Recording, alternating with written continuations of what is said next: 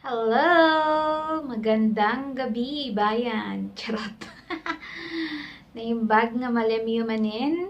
Nga dagitoy na napipintas. Kaya nagugwapo nga agtutubo ti baybayadi. Sige, amen. Kung naman mamati ka. Ay, nako. Mga kamamati, makaamukad ta.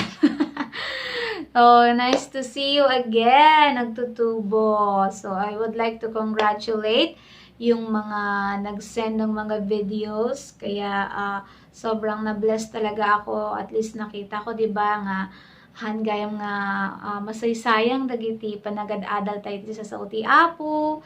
So, mo yung matetan, di ba, inkararag ko talaga na laing daytoy. An answered prayer daytoy ang intent talaga ni Apo Diyos dito nga open doors nga makapag-share kanya. So nga, congratulations sa inyong obedience kay Lord. Napakalaking bagay yan as your steps by steps na gagawin nyo sa pagsunod sa Panginoon. So, actually, connected siya sa topic natin ngayon. Kaya, simulan na natin. So, gusto ko rin i-commend si President nyo na si Richelyn, nga talaga naman na yung effort niya, yung dedication niya sa paglilid sa inyo. Ayan. So, congratulations, Risha. God bless you more sa iyong pagiging president, sa paglilid mo. At sa inyong lahat, kasi actually lahat kayo ay leaders, magiging leaders kayo. So, you are still under training, pero ganyan yung pagiging leader. Nasa ano kayo lagi, equipping. Kasi ako kahit sabihin kong 1 year na akong or 2 years na akong naglilingkod kay Lord, pero yung ano natin, yung learnings natin sa word niya dapat everyday, as in lifetime yan, hanggang sa pagdating ni Jesus. So ayun, congratulations sa inyong lahat, at ganoon din kay Sunshine na napaka-obedient din sa inyong lahat. Alam niyo naman yan, di ba? Kung nag-obey kayo or hindi. So, ayan. Lalo na sa pagde-devotion din ni Sunshine. I-comment ko lang din yon kasi yung devotion kasi yan, yung pinaka-intimate relationship nyo kay Lord, doon kayo mas makaka-receive ng revelation niya. Syempre, iba yung revelation niya tatta, iba yung message niya tatta, iba yung message niya to the personal devotion mo. Ken inaldaw-aldaw daytan, or aramidang matla nga inaldaw-aldaw. Okay? So, tata, ti adalan tayo ket topic 9 So, agkararag tayo pa'y, Apo Diyos, may tantang ka, madaydayaw ka, si kalang Apo, iti karapat dapat sa lahat ng papuri at pagsamba namin, Panginoon. Ikaw lang ang kaming kailangan sa araw-araw, at purihin ka, O Diyos, sa lahat ng kabutihan mo. Maraming salamat po sa pag-iingat, sa paggabay at pagbibigay ng mga pangangailangan namin. Iti inaldaw-aldaw, agyaman kami, O Diyos, iti karunungan, iti wisdom, understanding, at itid mo kanyami, tapno maadal mi, ma-meditate mi, ken maiput into action mi, dagito asa sa Apo. And we thank you also, Lord God, for the life of our leaders, O God, na si Pastor Doming, Pastor Erlene, O God, and we thank you, Lord, that you will continue to bless them and guide them all the time, and you will anoint them as they are going to nagpapagamit sa inyo, Panginoon. Ganun din po ang mga kabataang ito, Lord. I declare your blessings, I declare your wisdom, I declare, Lord God, the prosperity that you have prepared for them. I declare, Panginoon, the leadership, Lord God, skills para sa kanila, Panginoon. And salamat po, Lord God, na kayo po ang patuloy na gumamit sa kanila at kumilos sa kanilang mga buhay, O Lord. Thank you, Lord, that you have chosen us, you have anointed us, and you have set us apart, Lord God, to be your instrument, Lord, nga magawa, Panginoon, yung great commission na inutos nyo bago kayo pumunta ng heaven, to go and make disciples of all nations, baptizing them in the name of the Father, and of the Son, and of the Holy Spirit, and teaching them to obey everything that you have commanded us. And surely, Lord, your promise is surely that you will be with us until the very end of the age. And thank you, Lord, na kung ano yung sinimulan nyo sa bawat isa sa amin, Lord, ay ipagpapatuloy nyo hanggang ito po, Lord God, ay mapunta kami, Lord God, sa finish line, Lord God, sa victory, Lord God, And thank you, Lord, that it will always give glory to your name. Hallelujah. Thank you, Holy Spirit, for your anointing for my lips, Lord God, for me, na lahat ng babanggitin nyo ay manggagaling lang po sa inyo, Panginoon. Instrumento mo lang po, Panginoon, ako, Lord. Kayo po ang mangusap, ititunggal may sa kada kami, Lord God. Luktam po, Lord God, dagiti pupuso, kin utak mi, Lord, tapno ma-receive mi, at talaga dagiti sa saong tatang oras. In Jesus' name, Lord, in Jesus' name, this all we pray. Amen. Ayan. So, so, nasa ano nga tayo? Topic 9 na tayo. So, ang topic natin sa topic 9 ay life of obedience or surrendering to God's will or surrender to God's will.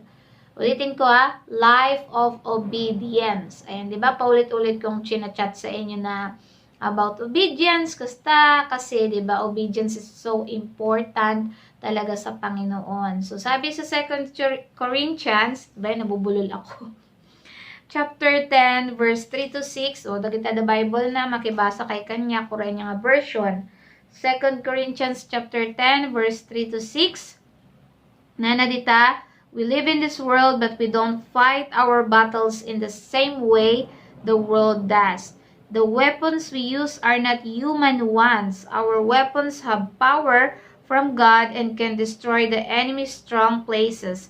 We destroy people's arguments, and we tear down every proud idea that raises itself against the knowledge of God, and we also capture every thought and make it give up and obey Christ. And verse 6, we are ready to punish anyone there who does not obey, but first we want you to be fully obedient. Ayan. So, yan yung sinabi ni Paul sa bawat isa sa atin na mahirap talaga yung yung flesh, yung natin, yung kalaban natin. Yung flesh kasi yung talagang natural na katawan natin, yung sarili natin. And it's the carnal na tinatawag na kaya kailangan natin yung Holy Spirit sa buhay natin kasi yung Holy Spirit yung nagtutuwid sa atin. We can only have the Holy Spirit kapag tinanggap natin si Jesus, nagpatuloy tayong mag-obey sa lahat ng commandment niya, and kapag nagsisik tayo, nagsiserve tayo, the Holy Spirit is in us. And of course, di ba sinabi ko sa inyo dati na hilingin nyo na basbasan din kayo ng Holy Spirit kasi hindi lang pwede na na-baptize kayo into water kasi sabi na sa Bible, you need to be baptized in water and in spirit kasi kapag nandiyan yung Holy Spirit sa inyo, mas lalo nyong maintindihan yung mga revelations ni Lord, mas lalo kayong babaguhin talaga yung yung buhay nyo. Ayan. So ako, I praise God kasi dinisar ko din talaga na mabaptize ako ng Holy Spirit at nangyari yun nung encounter namin. Nung nag-encounter kami sa isang beach na talagang nasa isang lang kami, villa, tapos nag-aral kami ng about kay Lord and nandun kami, pinag-pray kami ng mga leaders, ganyan. And that time talaga, grabe yan. Ma-receive ko talaga yung Holy Spirit. So, i-desire nyo din sa puso nyo na sana mabaptize din kayo ng Holy Spirit. Ayan. Kasi yung Holy Spirit yung tutulong sa atin para labanan yung natin, yung human nature natin. Kasi 'di ba, bakit? Ano ba yung human nature natin? We are sinners. Hindi natin yan makakaila kasi 'di ba, simulat sa pool pa lang si Adam at saka si Eva, nagkasala na sila. So, nandiyan na yan sa atin. Pero tsaka 'di ba sinabi sa Bible na all fall short with the glory of God. Ibig sabihin nun, hindi talaga natin maiwasan magkasala minsan, pero yun nga, nandun pa rin yung pangako ng Panginoon na let us come to God and repent all that time. Kasi 'di ba, yung ginawa ni Jesus Christ, yun na yung pinatawad tayo ng Panginoon. Siya yung living sacrifice, and malulunasan yung mga kasalanan natin sa pamamagitan ng panghiningi ng tawad natin na sa precious blood of Jesus Christ we are forgiven. Ayan. So, conflict between spirit and flesh. So, meron talaga tayo, di ba? Meron tayong flesh, meron tayong spirit or your soul natin. So, hindi natin nalalaman, but there is a battle between the flesh and the spirit. So, halimbawa, di ba? Narinig niyo na yung kataga ba yun? Gusto kong bumait, pero di ko magawa. Ayan. So, example na lang dyan, alam mo yung tama, pero minsan, dahil kagustuhan mo siyang gawin, hindi mo siya ginawa. Ginawa mo pa rin yung mali. Like for example, ang pag-iinom. Sa mga kabataan ngayon, ako, wag niyo nang ikaila. Ayan, for sure may mga nagyayaya sa inyo na mga barkada niyo ganyan. So na-try niyo na ba 'yon na alam niyo na hindi maganda ang pag-iinom, pero nag-ano pa rin kayo pa. Nag-join pa rin kayo ganyan. So minsan mahirap 'yun, 'di ba? Because it is between flesh and the spirit naglalaban. So sabi nga sa Galatians chapter 5 verse 9 to 12. Basahin ko lang ha. Galatians chapter 5 verse 9 to 12.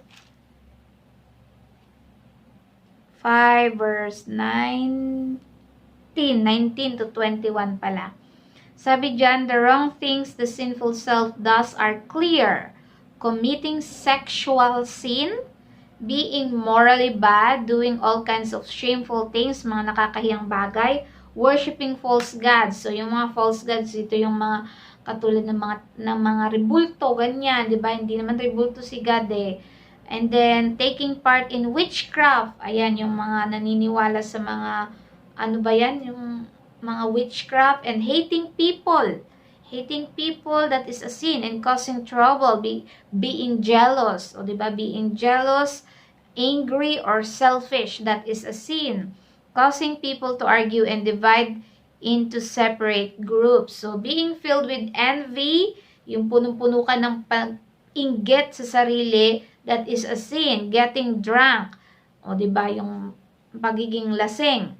Having wild parties and doing other things like this are sins. I warn you now as I warn you before, the people who do these things will not have part in God's kingdom. Tandaan nyo to ha, galing yan sa salita ng Panginoon that those people who are doing this, na lalong-lalo na yung mga nakakaalam naman ng tama tapos ginagawa pa to, those people will never have a part in God's kingdom. So kapag dating na ng Panginoong Jesus, hindi tayo makakabilang sa magra-rise up with Him kung ginagawa natin tong mga bagay na to, knowing na yung tama at mali, which is knowing the Word of God. So, ang tutubo, habang bata pa kayo, habang young people pa lang kayo, dapat isipin nyo ng mabuti yung mga ginagawa nyo. Is it right? Alam nyo na kung ano yung tama at mali. Pero kailangan nyo pa rin na mag-pray palagi. Mag-ask kayo sa Holy Spirit na tulungan kayo na piliin laging na gawin yung tama. Diba? Pag may nagyaya sa inyo, o alam mo nang mapupunta to sa inuman, or mapupunta to sa wild parties, or kung saan kayo pumunta, gumala kayo, tapos hindi kayo nagpaalam sa magulang nyo, that is already a sin. Diba? It's okay na nagawa natin yun before, but we can ask forgiveness from God. At hindi na natin uulitin. Di ba yun yung totoong forgiveness? Di ba yun yung totoong repentance? Yung hindi mo na siya uulitin kapag nag-repent ka na. Ayan. So, but receiving God, receiving God and allowing Him to take control of your life, guard you from those things. So, diba, ni-receive nyo na si Jesus Christ as your Lord and Savior. That's why, ang pwedeng mangyari ay the fruits of the Spirit or the Holy Spirit will manifest in you. Ano ba yung mga fruits of the Holy Spirit? Sige, ipapaquiz ko to next time ha. Makikita yan sa Galatians chapter 5 verse 22 to 23. Fruits of the Holy Spirit: love, joy, peace, forbearance, kindness, goodness, faithfulness, gentleness, self-control. Self-control yung pinakamahalaga dito din. Kasi yung self-control, kung meron ka nito, maano ka talaga, anong tawag dyan, may iwasan mong gawin yung mga hindi dapat nating gawin. And we can live a righteous life. Okay? So, choosing wisely as you learn to obey Christ. How do we do this? So, yung buhay natin revolves around dalawa lang yan. Umiikot sa obedience at disobedience. Diba? Dalawang choices lang lagi yan. Mag-o-obey ka or hindi ka mag-o-obey? Gagawa ka ng tama or hindi ka gagawa ng tama? Yes or no? Diba? Dalawang choices lang lagi yan. Good or bad. Ayan. So, any form of disobedience should be overcome by the great strength of our obedience. Alam nyo ba na mas powerful ang obedience? Kasi kapag nag-obey ka, the blessings will follow. Kesa sa nag-disobey ka, diba? Magsusunod-sunod yan. Syempre, pag may disobedience, merong consequence. So, it's up to you pa rin talaga kung ano yung gusto mong mangyari sa buhay mo. Gusto mo ba na ma-receive yung mga promises ni Lord? E di mag-obey ka. Pero ayaw mo, kung ayaw mong ma-receive yung mga yun, e di nag-disobey ka. So, it's still up to you. Diba? God has given us free will. Pero syempre, bilang tao na binigyan din tayo ng wisdom ng Lord, alam natin ang tama at mali. Alin ba yung pipiliin natin? Obedience or disobedience? Diba? Tamang pag-submit mo lang ng video. Just your reflection, anong natutunan mo. That is already obedience. Pero hindi ka nag-submit, disobedient na yun kasi wala kang ginawa eh. It's still disobedient. Alright? So, saan na tayo? Ayan. So, as we obey God, we are able to live a life na worthy of His calling and receive His promises for us. So, tinawag ka ng Panginoon. Hindi to aksidente na nandyan ka, nakikinig ka ng salita ng Panginoon. God has made a way para makarating ka dito, makarinig ka ng salita ng Panginoon, marinig mo that God has chosen you. God has chosen you. God has great plans for you. Malaki ang plano ng Panginoon sa iyo, kaya mo naririnig tong salita niya ngayon. Kaso syempre, may isasagawa lang siya kapag nag-obey ka sa Panginoon. Kasi 'di ba sabi dito, His promises will just follow. Ang dami-daming pangako ng Panginoon dito sa Bible. 'Di ba sa isang devotions ko nga last time, sabi doon, ang mga scriptures or yung mga stories sa Bible ay nandiyan para maging inspirasyon natin, para magkaroon tayo ng hope, para magkaroon tayo ng pagbabasehan kung ano yung dapat nating gawin. Kasi nandito, hindi lang naman puro magaganda yung nangyari dito sa Bible eh. Nandito talaga yung paulit-ulit na disobedient ng mga Israelites, paulit-ulit na disobedient ng mga kings, ganyan. Kahit si King David, meron siyang disobedient. Lahat ng tao may disobedient. Pero there is repentance nga kasi na tinatawag. And after you ask forgiveness, after you repent, you will not do that anymore and you choose to obey.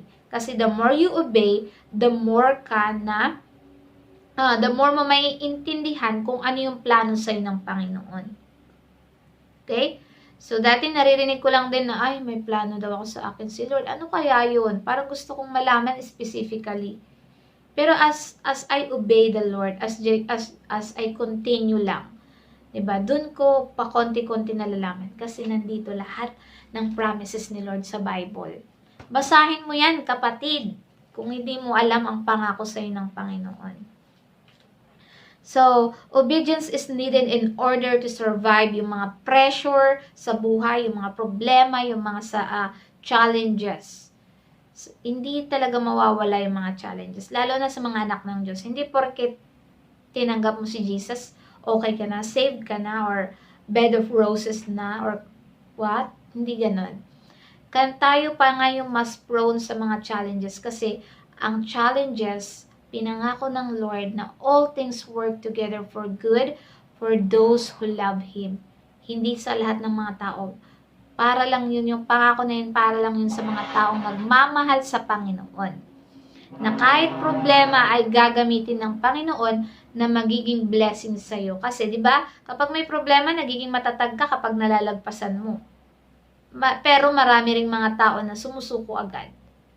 Kaya walang nangyari sa buhay nila. So, dun ka na naman, magkakaroon ka na naman ng choices. Lalaban ka or susuko ka. Anyway, our battles has been won. Napagtagumpayan na yan ni Jesus Christ.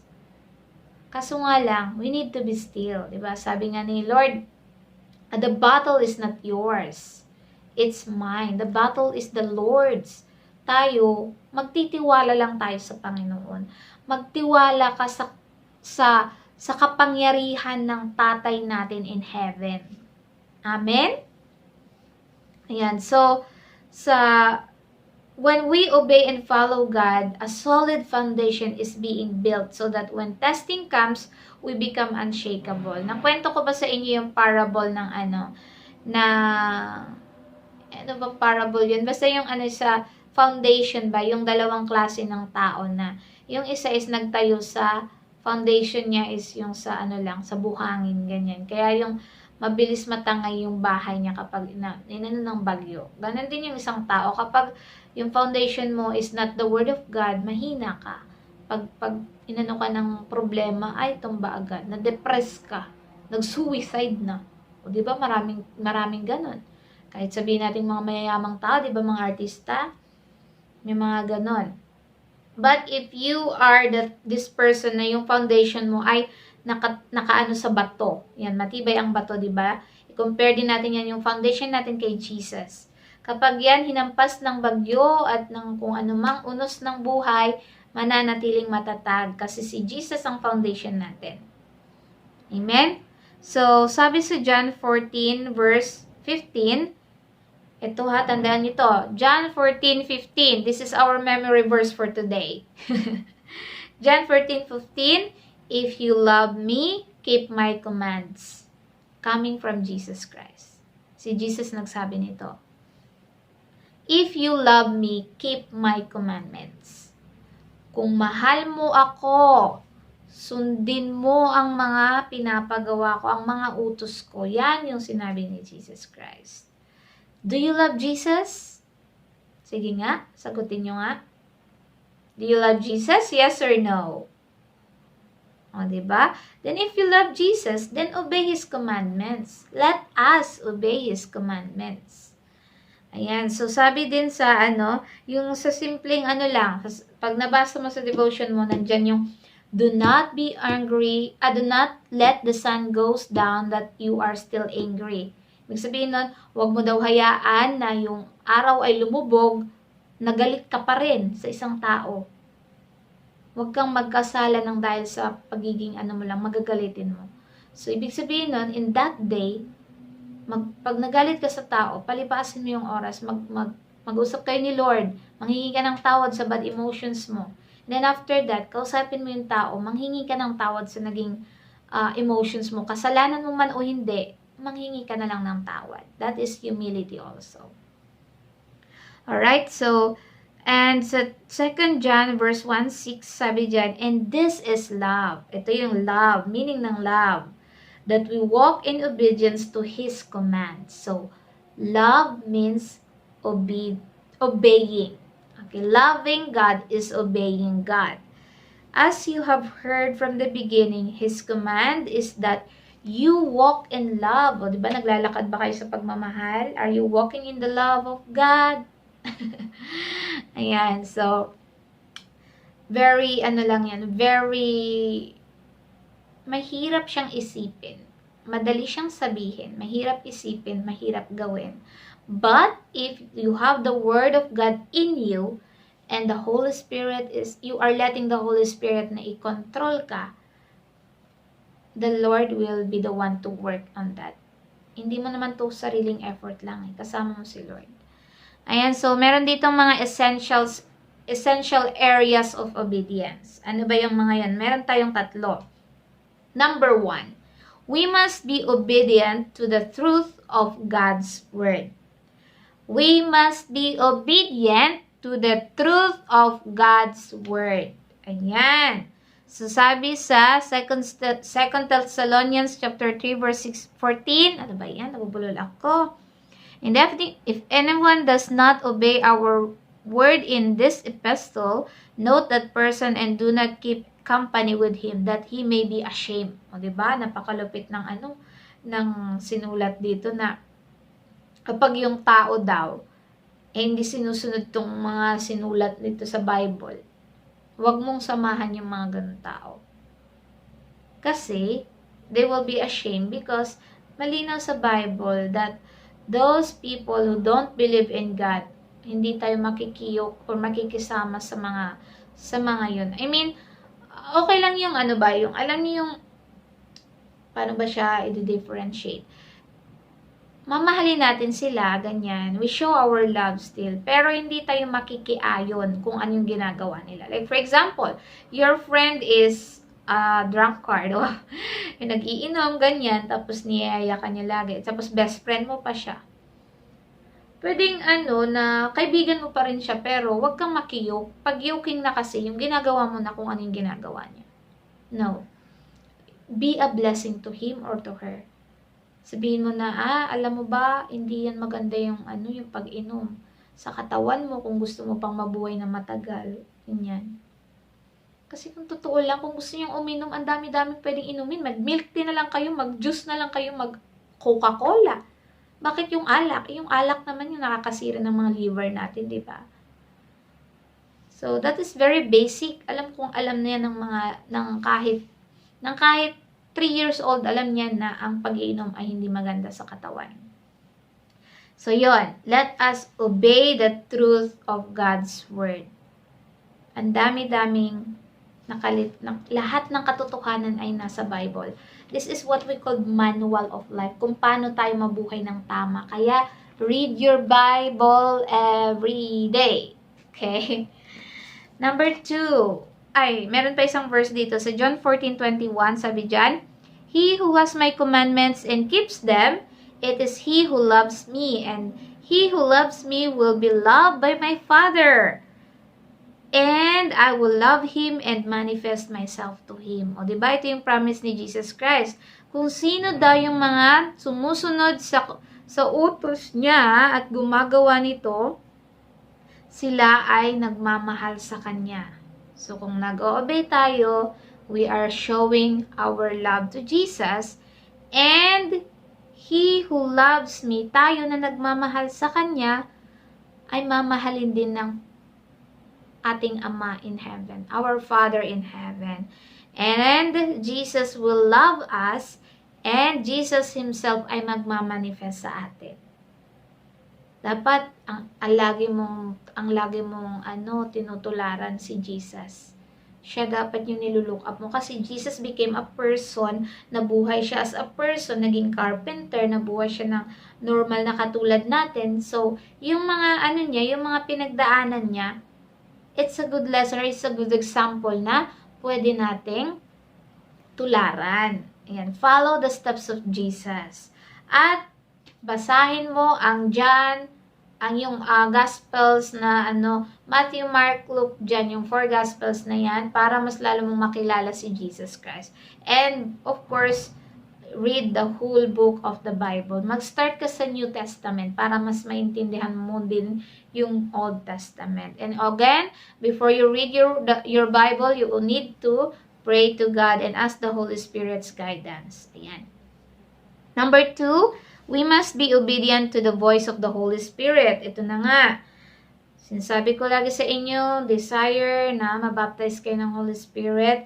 At alam nyo ba, yung Holy Spirit will just come to you kapag namumuhay na kayo in a righteous way. Kasi pwedeng na, I accepted Jesus Christ as my Lord and Savior, pero gumagawa pa rin ng hindi maganda. The Holy Spirit will depart from us. Hindi siya mananatili sa atin kung ganun tayo. Kasi 'di ba, righteousness to righteousness. Pag hindi ka righteous, pupunta ba sa iyo yung Holy Spirit? Of course not. 'Di ba? And sabi sa Hebrews chapter 3 verse 7, therefore as the Holy Spirit says, today if you will hear His voice, do not harden your hearts as in the rebellion. Ito, nangungusap na ngayon ng Panginoon kung ano yung mga dapat mong gawin. Are you willing to obey? Are you there listening? Nakikinig ka pa ba sa sinasabi ng Holy Spirit? Kasi hindi ako ang nag-share sa inyo. It's the wisdom of the Holy Spirit. Instrumento lang ako. Okay? So, let us always listen to the voice of the Holy Spirit. Ano ba yung sinasabi lagi ng Holy Spirit? What is written also in the Word of God? Ayun yung laging ini-impress sa atin ng Holy Spirit. Yung Holy Spirit kasi yan yung iniwan sa atin ni Jesus Christ bago siya mag-ascend. Yan yung promise na talagang na-instill na sa atin para mabuhay tayo ng naaayon. Kasi God wants everybody na ma-save and na walang ma-perish or walang mapunta dun sa hell. Kaso nga lang, marami pa rin mga tao na hindi, ang tawag dyan, hindi pa rin naniniwala, ganyan, or nagmamatigas pa rin yung puso. And God is so gracious and patient na ini-extend niya yung patience niya sa mga taong yun. Kaya naman mga nagsasabi pa na, kala ko ba darating na si Jesus ng 2020, ganto ganyan. Ala, hindi ba pa kayo magpapasalamat? Eh marami pa kasi mga taong hindi tumatanggap. And God is still extending His grace para yung mga pamilya natin, yung mga kaibigan natin, masave pa sila at makasama natin sila sa eternal life. Okay? Number 3, there must be willingness. Willingness to obey. Ayan. Ano ba yan? Bakit mayroong willingness to obey? Kasi mayroong mga napipilitang to obey. Ano ba yung forceful obedience. Ayan. Ayan. Yung mga talaga napipilitan lang. Ay, sinabi lang kasi ni Pastora, sinabi lang kasi ni Ate Gemma na mag-send ng ganyan. So, magsisend lang ako ganyan. No. Dapat yung obedience nyo ay meron kayong willingness na nanggaling mismo sa puso nyo na, mag-o-obey ako because ito yung sinabi ni Lord. At pag nag-obey ako, I'm obeying God kasi mahal ko si Lord. Bakit hindi mo mamahalin si Lord? Diba, God loved us first so we could love. Nandito pa tayo ngayon dahil sa ginawa ni Jesus Christ. Dahil siya naging living sacrifice para ma-save din tayo. Diba? So, we must have the willingness to obey. Sabi nga sa Isaiah chapter 1, verse 19. Wait. Isaiah chapter 1, verse 19 to 20. Basahin ko sa ERV.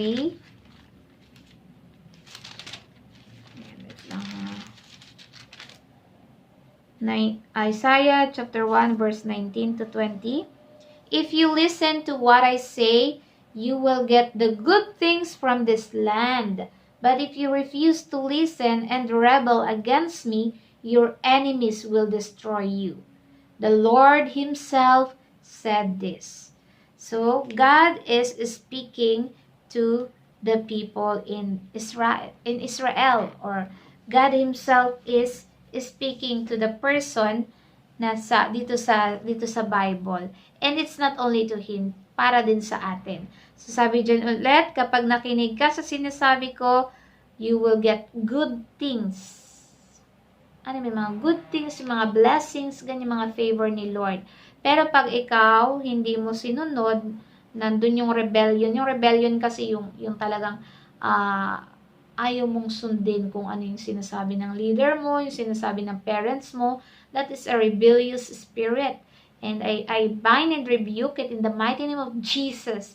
Huwag niyong hayaan na yung rebellious spirit ay mag-control sa inyo. Okay? So, let us have that willingness na palaging mag-obey sa Panginoon.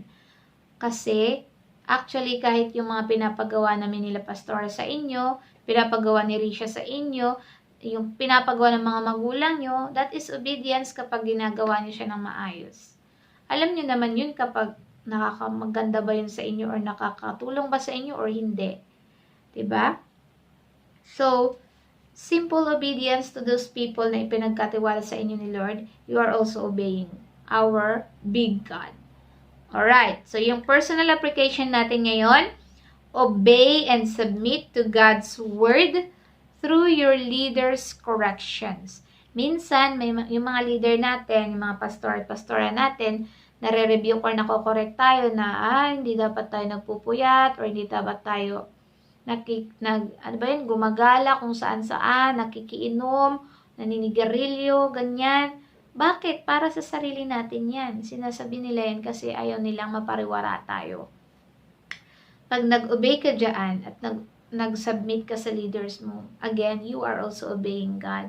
So, yung mga instructions, yung mga guidelines na mga sinasabi ng mga tao na inappoint ni Lord para i-guide kayo. Unang-una yung magulang mo. Diyan mo simulan yung obedience to your mamang and papang, mga uncle, auntie, at yung mga ate, kuya. And then sa mga leaders mo sa church, kahit pa sa kapwa mo kabataan, there must be obedience of the right things. Okay, so respect and listen to your parents, yung kagaya ng sinabi ko, and your teachers, your boss, kapag nagtrabaho na kayo, as they tell you things you need to improve. Kasi kapag may corrections, wag mong i-take yan as negative. Yan yung makakatulong sa iyo para malaman mo kung ano yung i-improve mo, para mag-grow ka palalo, di ba? Parang sa halaman yan. Ayan, may halaman ako. Oh. Sinampay pala yun. Ayan, may halaman ako yan. Tapos, pag yan trinim mo yung halaman, di ba masakit? Sila din nasasaktan din sila pag natitrim. Pero pag tinatanggal mo kasi yung mga yung mga hindi maganda sa kanila, ito yung mga bagay na kinokorek sa atin. Medyo masakit minsan, pero 'di ba, doon sila nag-grow lalo, na nagbo-bloom ganyan. Nagkakaroon ng bulaklak, nagkakaroon ng nagiging maganda siya lalo. Ibig sabihin kasi nag-i-improve tayo kapag kinokorek tayo. So, you need to accept corrections from your leaders, from other people, yung mga parents nyo, pag sinasabihin kayo na huwag mong gawin yan, na hindi maganda yan, ganyan, so makinig lang tayo, okay? Ayan, so yan yung lesson natin ngayon. Again, life of obedience, always surrendering to God's will. Alright, so yan lang sa ngayon, and let us declare this prayer. Repeat this after me, ha? Vocal, malakas nyong ipagpipray to. Nako, tingnan natin kung sinong mag-o-obey ngayon. So, let us pray. Father in heaven, I surrender my life to you. Lord, and I acknowledge your word as the final authority in my life. Give me the heart to submit to your plans and obey my leaders at church, my parents, teachers, boss, and all in authority. In Jesus' name, amen. Amen. Ayan. So let me pray for you. Father in heaven, we praise you, we glorify your name. Agyaman kami, O Diyos, itinalpas nga gawain mi, Lord. Agyaman kami, Holy Spirit, iti panangted mi manen, iti knowledge, kin wisdom, and understanding, iti sa Apo. Tulungan na kami kuma, nga may apply dito nga obedience, Lord, mula sa aming mga pamilya, sa aming mga magulang, mga kasama sa bahay, sa church, O Lord God, at yung mga teachers namin, yung mga boss namin sa trabaho, Lord, kayo po nawa ang tumulong sa amin, Holy Spirit, na mag-obey sa mga bagay-bagay na sinasabi nila, lalong-lalo na sa mga command you, Jesus Christ. Help us to obey you, and thank you, Holy Spirit, that you are our helper in everything that we are going to do. Thank you, Lord. I pray for these young people, Lord God. I bind and rebuke the spirit of the rebellious spirit in Jesus' name. I bind and rebuke the spirit of disobedient heart in Jesus' name. And I declare, Panginoon, the heart of obedience, Lord, the fruits of the Holy Spirit, your joy, love, peace, patience, goodness, kindness, faithfulness, gentleness, self-control over their lives, O God. And thank you, Holy Spirit, that you will manifest in their lives as they keep on obeying your word, as they keep on reading and meditating on your words, O God. Thank you, Lord, for everything. Madaydayaw ka, O Diyos, ikalang apo, iti maitantanok, iti Diyos mi nga buhay, Panginoon. All glory belongs to your name. In Jesus' name, Amen. Ayan lang. So, congratulations, and I hope na patuloy lang kayong mag-obey. Obey nyo rin yung president nyo, si Risha, kasi kayo one day magiging leaders kayo. Kung gusto nyo na i-obey din kayo ng mga i-disciple nyo. Okay? That's all, and God bless, and I love you all with the love of the Lord. See you next year. Nako, magkikita-kita na tayo. Malay mo, di ba? So, susunod na youth service natin sa Baguio na. Ayan. Pag nakita kong nag-obey kayo, charot. Pag nakikita yan ni Lord na nag-obey kayo. So, yun lang. God bless. Bye-bye.